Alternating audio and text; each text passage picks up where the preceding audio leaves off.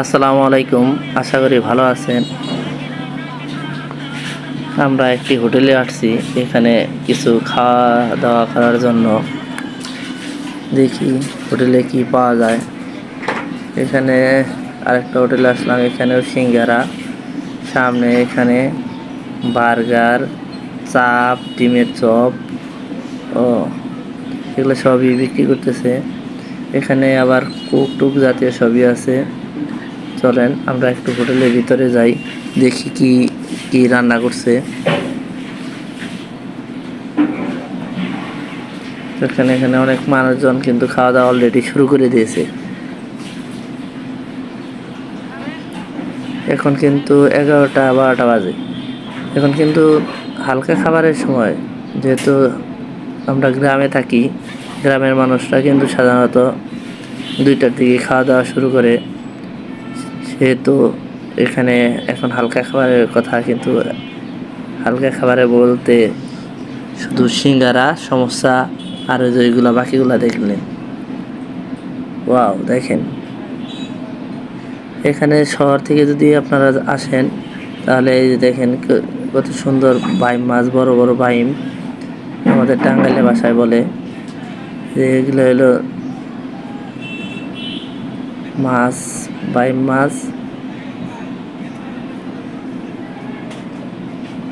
ট্যাংরা মাছ, চিংড়ি মাছ, ওইগুলো গুচি বাইম।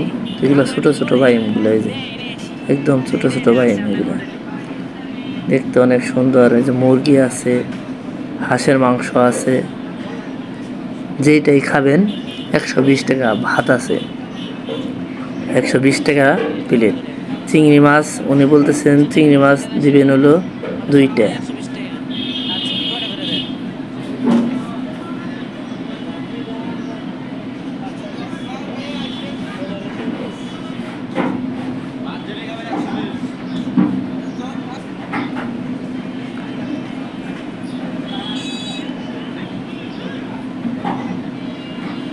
মাছগুলো দেখতে কিন্তু খুব সুন্দর লাগতেছে।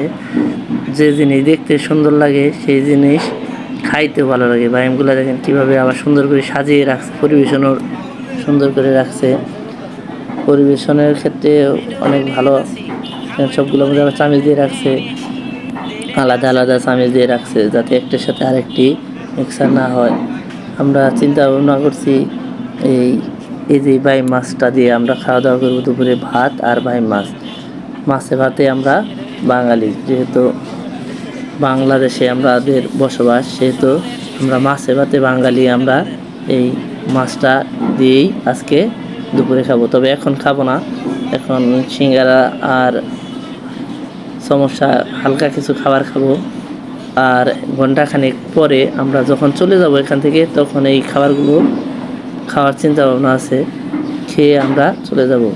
এগুলো সাধারণত সবগুলাই নদীর মাছ, কোনো চাষের মাছ না।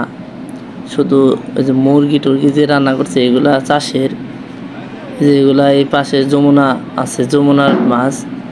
এগুলাও কিন্তু যমুনার পাশে যে নালা আছে সেই নালা থেকে ধরে আনছে উনি বলতেছেন। ভাতগুলো কিন্তু খুব সচ্ছল, রাবারের কিন্তু ভাত না, এগুলা কিন্তু জমি চাষের, নিজেদের চাষের ক্ষেতের ধান ওনারা বলতেছে ভাত রান্না করছে। খেতে ভালোই হবে আশা করতেছি। এই যে এই মাছটা কিন্তু সব নদীর। এই যে ভাত, এই যে পাশে ওনারা এগুলো বানাইতেছে, আরও অনেক লোকজন আসতেছে। ভিডিওটি শেষ পর্যন্ত দেখার জন্য সবাইকে ধন্যবাদ। আল্লাহ হাফেজ।